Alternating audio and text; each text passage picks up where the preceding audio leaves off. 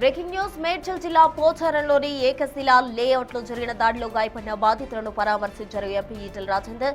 పోచారంలో plots కొనుగోలు చేసుకున్న పేదవారిపై దాడి చేయడం దుర్మార్గమన్నారు ఈటెల.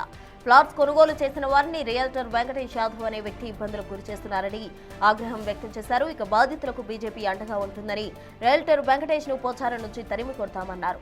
అధికారులు కబ్జాదారులకు కొమ్ము కాయొద్దన్నారు ఈటెల రాజేందర్.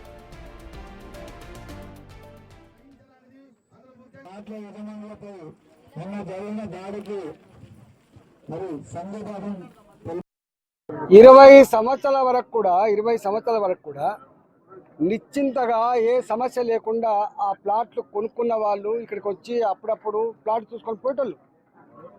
కొద్దిమంది ఇల్లు కట్టుకున్నారు.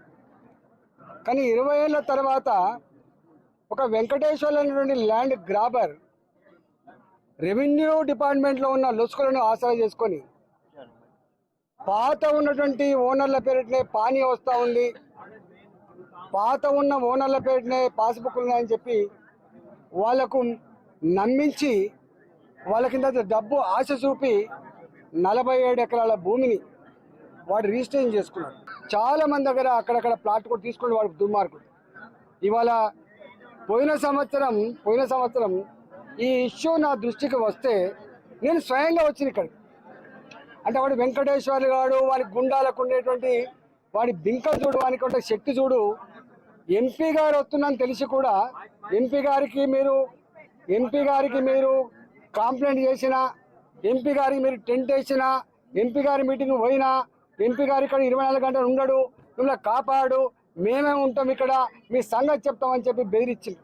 మళ్ళీ వెంకటేశ్వర్లు వాళ్ళ గుండాలు ఇక్కడ ప్లాట్లను సాఫ్ చేసుకొని వస్తే వాళ్ళు కొట్టిన తీరు, మహిళల మీద తిరుగుబాటు చేసే తీరు ఇవాళ సభ్య సమాజం సిగ్గుతో తలదించుకుంటుంది.